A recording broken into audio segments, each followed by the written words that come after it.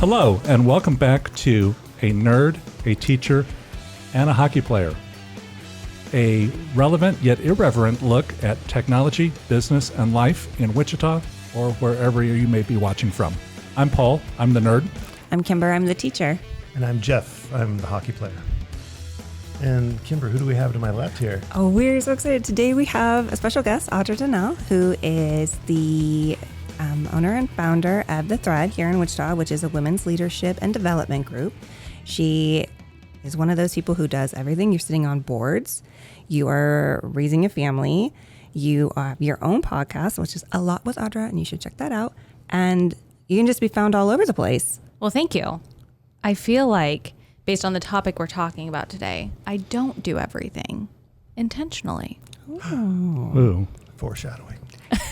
But I love that introduction. Thank you very much. Of course. So, since you're the guest, Audra, tell us about the concert t-shirt you have on. Okay, so this is Imagine Dragons. This is the first concert I took my boys to just last summer. We went to Thunder Ridge Arena in Branson. It's kind of like Red Rocks, but over the Ozarks. It's really good. Okay. And Red Rocks is my favorite venue, so I don't say that lightly. Same. Yes. Yep. So yeah, it was just a beautiful time and probably one of my favorite moments of motherhood.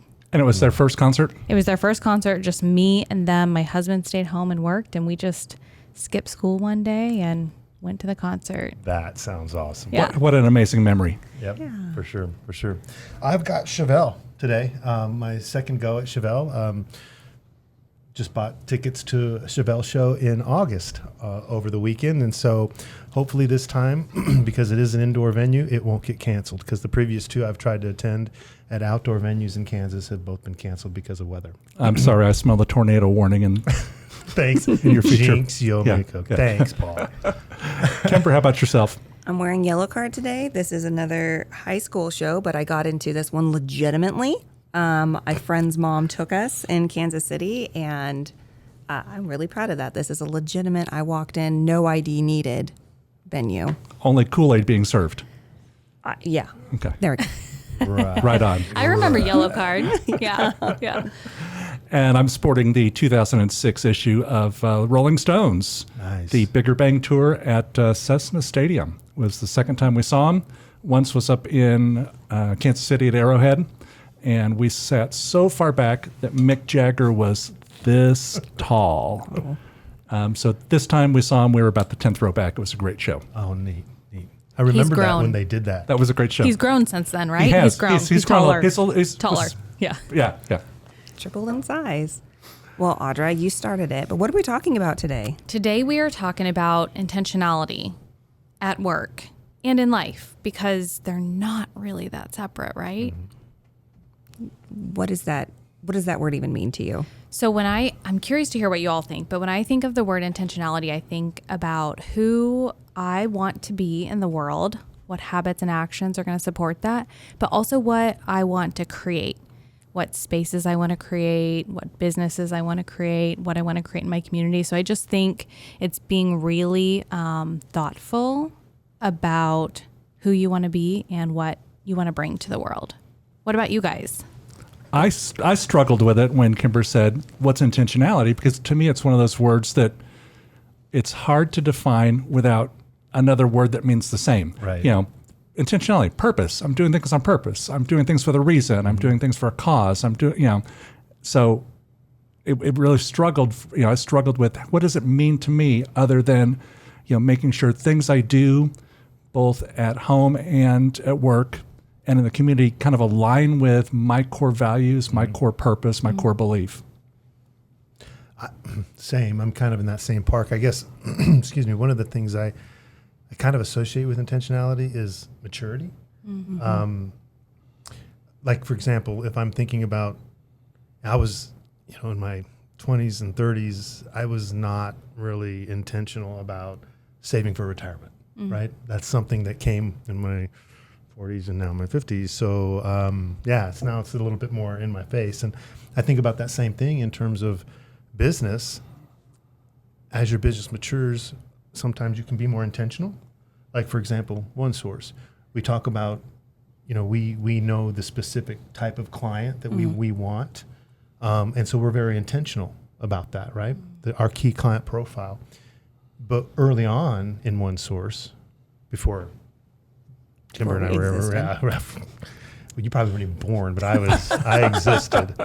But you were probably, and I'm guessing, you're probably maybe a little less intentional about the types of companies that you would take on as clients. Oh, it was about anybody that had a pulse and could write a check and put dinner on the table. Exactly. Right. So, but now we are much more intentional about a certain type of client that fits a certain profile that we're looking for, that fits our model. And so I'd say we're more intentional today. That's a new perspective to me. I love that. I can totally get behind that. Cool. Yeah. I don't own a business or I don't do any of those kinds of things, but I'm unlearning a lot of that people pleasing. I have to do everything. I have to make sure, like, you can't do everything. It's like, how do you do everything? I don't. There are two people that have to be happy with me at the end of the day, 8-year-old me and 80-year-old me. So every action, I have to be, would either of those people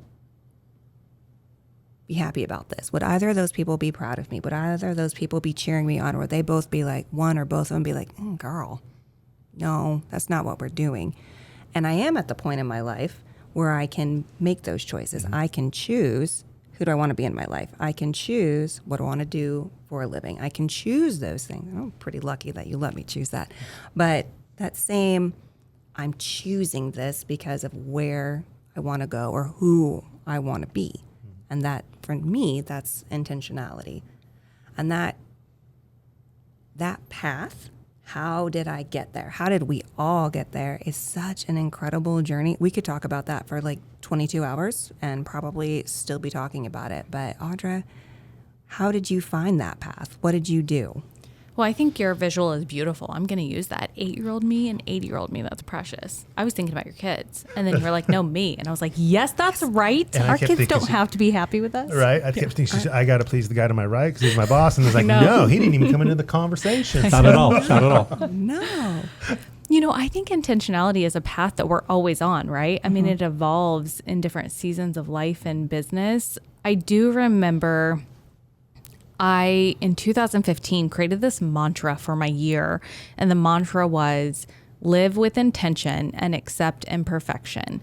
And what I remember about that time in my life was just, being a 20-something, trying to make my way in the world, trying to figure out what I wanted. And this image I had, that I had to be perfect or things, had to look a certain way, or kind of that comparison that can come in sometimes of, this person has their career all set up or XYZ. And so I remember being just in that season 10 years ago where I was really starting to examine, like, okay, as long as I live with intention, that means I'm going to be doing my best. And that just has to be enough because, like, what else do I have? Nothing else is really worth striving for because it's not mine. So I don't know. I feel like the path to intentionality starts with awareness, but gosh, I just feel like it's going to be a path that we're all walking on our whole lives as business and life evolves. And I really think, Audra, it's a coin with two sides. And it was a blog post that I wrote 5 or 6 months ago. At that point, it was about culture and whether or not the culture in your organization was accidental or intentional. And I think it's the same approach to life. I mean, one side is I just lead an accidental life and I do whatever I feel like doing without any direction or any purpose. Hashtag teenage years. Yeah. But, do I have a purpose and do I have a reason or am I just doing whatever I'm doing with no direction or focus? And the other side is that intentionality you talked about. And, is my 8-year-old me going to look up and go, God, she's awesome. She's kicking it. Sorry, she's kicking ass there. I pulled up short because I didn't want to be the first one. Oh, no. All your dollars are blocking the really good sound. Right, I know. It doesn't there you go. cling anymore because all my dollars. So Cause. It's the 8-year-old looking up at you going, God, she's a badass. Same word twice, it doesn't count. And it's the 80-year-old you looking at you going, God, I totally respect what I did then and it made great memories. Or is it the other side of that coin and it's completely accidental and, your 8-year-old you's looking at you going, you don't have a clue what you're doing. Right. And your 80-year-old you's looking at you with this whole basket full of regret and remorse. Right. Yeah. Good point. And it's dangerous to be on the other side of the coin, because that's when you can start to feel like a cog in the wheel, a number in the system. You can just kind of get lost in the shuffle of life and just feel like you're being taken along, I guess, instead of in the driver's seat. So I really like that coin analogy, because I do think when people are feeling like that, which it's easy to feel like that these days, the world moves so fast. Everyone wants something from you. There's so many things you could be a part of. I think it's really easy to just get into a position or a mindset even and just feel like you're in the rat race. And I think intentionality is kind of the other side, like you mentioned, that could be the first step to getting out of that feeling. Getting off the hamster wheel. Yeah. Right. Get it. How'd you find the path? How did I find How the did path? you find the path? Maturity. Oh. Like I said earlier. Listen, Paul said earlier, when I was my teenage self rocketing through life, it was just like whatever the next day brings, right? Yeah. Oh, I suppose I got a little more intentional as I, got into college, and you have to declare what am I going to study, but the path just kind of unfolded. It didn't necessarily get chosen. It just, but then along the way, then you kind of pick up some momentum, and then it's like now that kind of accidental rocketing through life on a wing and a prayer becomes more intentional. We can't see where I'm using the word to describe the word. You are. But you start to find like, okay, now I can start to zero in, because I know I don't like that. I don't like that, but now I can start to zero in. And I mean, I guess college is kind of a lot like that. I mean, I wasn't intentional when I started school. I was just kind of like, can I get a degree? Right. So what was your major in? Business management, but it Okay. started off as aeronautical engineering. It pivoted to biology and landed on business management. See, I went unintentional all the way around. I mean, one is not like the other, for Yep. sure. I think, your 20s are for trying to fit yourself into a box. Your 30s are really, I don't like this box and I'm getting out of it and I don't care. I'm going to break this box. I'm done. I am done. And then, going into my 40s, how do I want to live myself? How do I want to be authentic, and how do I want to show up, and how do I want to do the things that are going to make both of those people proud of me, but at the same time, like, make those good memories, show up where I want to be, and just be calm in it all. No I get that. no crazy, no, oh my God, if I do not get this done, the world's going to end. And I liked Audra's use of the word season earlier, and I think that's the case. I mean, you kind of tie it to age ranges, but I think more the season of your business, the season of your life, the season of your development, because I think you can be accidental and intentional at different points in your life, and then circle back to the other one. I mean, if you think about the first child you had, well, not saying it was an accident. You know who you are. Intentional. Not saying it was an accident. But if you think about what was going on in your life when you had that first child, Yes. you were like, holy shit, what am I doing now? And all of a sudden I have to sell the Corvette, and we have to take other kinds of family vacations. And I stepped back from the intentional life I had to a little bit more fumbling around and trying to find my way in this new season that I find myself in. Well, and I don't think intentional always has to mean like you know where you want to be and you're on the path and you're taking steps, because I think we can also, like, as a young parent, I think, gosh, I mean, I had great intentions, but I had no clue, you know Right. what I mean, what I was Right. doing. As a early business owner, same. But I also just feel like you can be intentional in different seasons by being just like curious. And it's not necessarily that you've got your eye on the prize, but you're just like, you're being, and you're curious, and you've kind of got like your hands open to whatever is next, and that is intentional too. So I don't Right. necessarily think it has to be tied to type A goal setting. It's more, I think, the 80-year-old and 8-year-old. And there's different kinds of goals. Like, I can set my goal of, by the time I'm this, I want to be this. but I can also set my goal of every day I want to wake up and be ready for the day. Mm-hmm. Every day I want to be happy with what I'm doing. At the end of the day, I don't want to look back and be like, wow, I completely squirreled my way through this day. I probably should have less caffeine or more caffeine, depending on. But I did things that I wanted to do. I did things that are on my way to this. Those are goals too. Like when we talk about goals, we talk about type A goals, like this, and these are the 5 steps to get there. And here's my 30 days, here's my 6 weeks. That's not always what a goal is either. Yeah. You mentioned we're talking about age a lot, and I'm turning 39 next week, and I just find this to be such an interesting season. Okay, I want to know what that was about. I'm offended by all these 30-somethings. Paul. As am I. Yeah. As am I. Sorry, boys. I do agree with you, though. It's like, you're busting out of a box, and 20s were all about being in a box for sure, and 30s are about discovering who you are, and I feel like that is part of being intentional, even in the workplace. Like as we think about in the workplace, knowing who you are, and that's evolving. And so, yeah, just getting ready to turn 39 just feels like this really beautiful, interesting season of like, I've done so much work that I'm proud of and just have this base that I'm standing on. But I am having different goals these days where it's just more curiosity of, what's next? You mentioned momentum, and it's like, what's that quote, that Einstein quote about an object in motion stays in motion?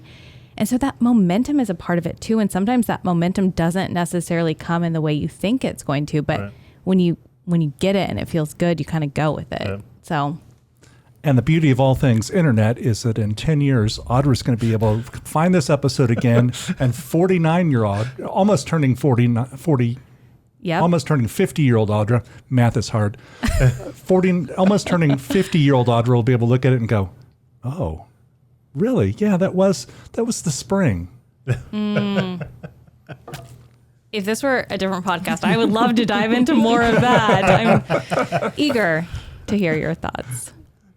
Okay, so business leaders and entrepreneurs, how do you cultivate intentionality in your workplaces with the people, with your staff? How do you almost give permission for people to be curious, but still do their work? I think part of it, from my perspective, comes down to culture. Again, accidental versus intentional. You have to have an intentional culture of allowing people to expand, allowing people to find their direction, find their space. You have to do a good job of communicating to your team what that culture is. There you go. And you have to allow people an opportunity to not be just like me. Around the office, we call it the 80% rule. If I give Jeff a task and ask him to do something and he gets it 80% of where I would have gotten it, that I should allow that to be good enough.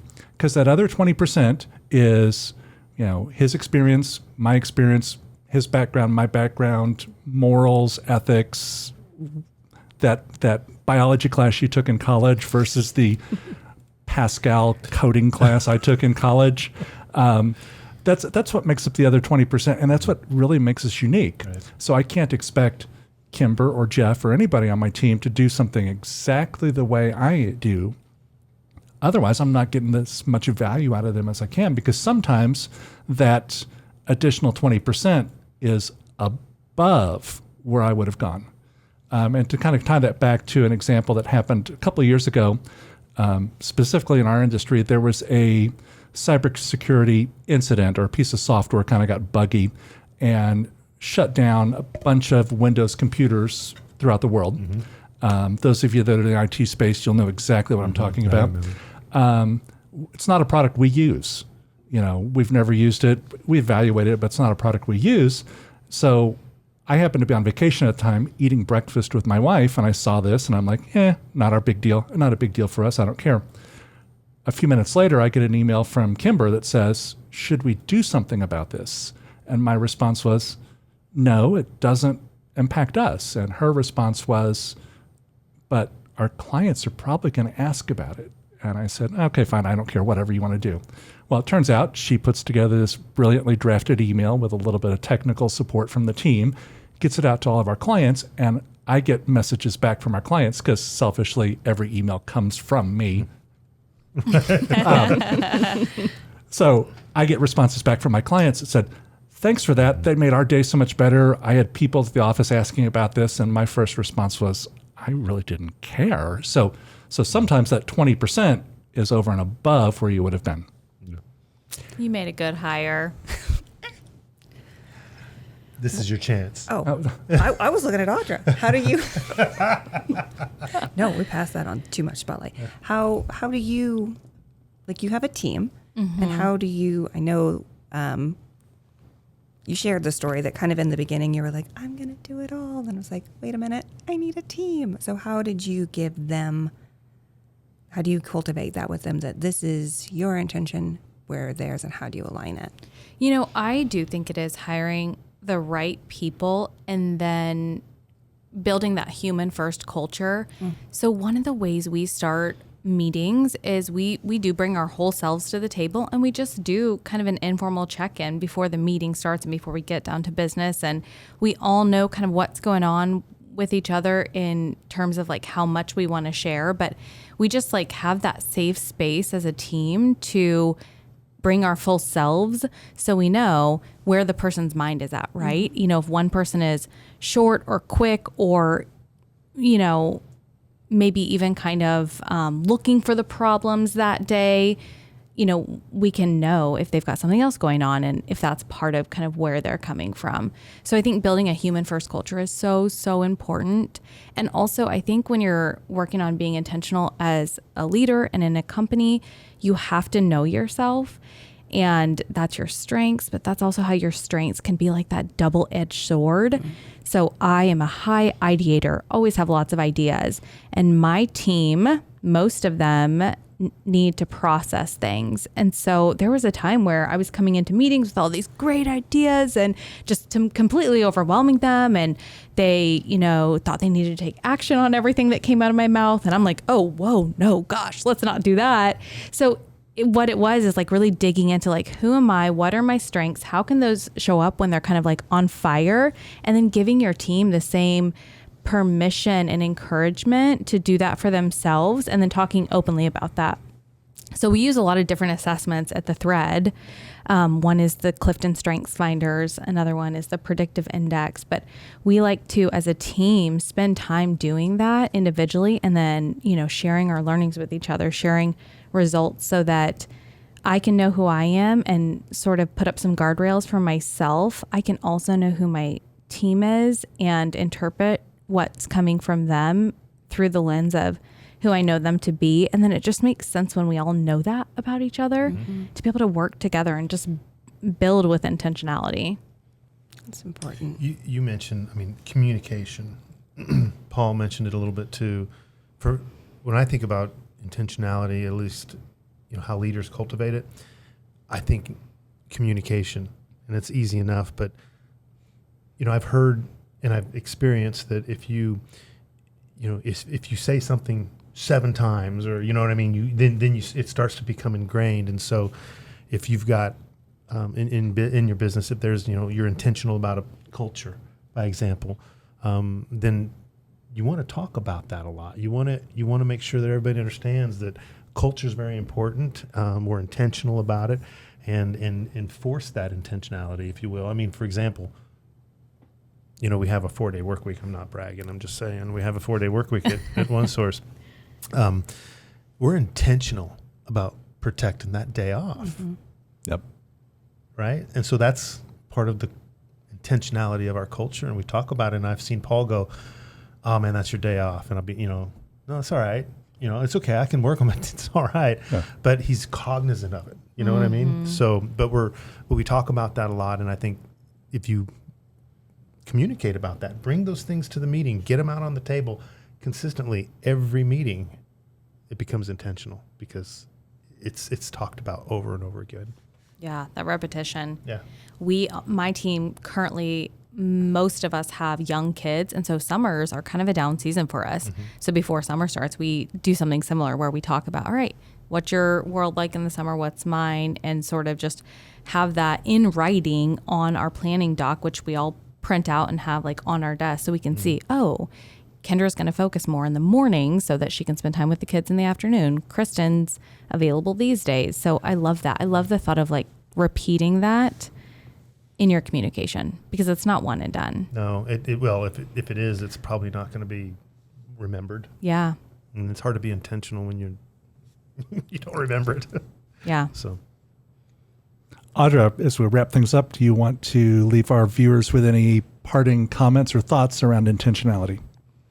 I would love to. I think the biggest part about intentionality for me has just been going at a pace where you can be slow enough to know yourself and take note. Our world is so fast paced, and I am a person who operates really fast. So it's helpful to me to take the time to slow down, to think about what intentionality means to me and how I'm going to show up in the world. So I would just encourage everyone that time is so valuable. It's hard to slow down and push pause, but it's just so well worth it.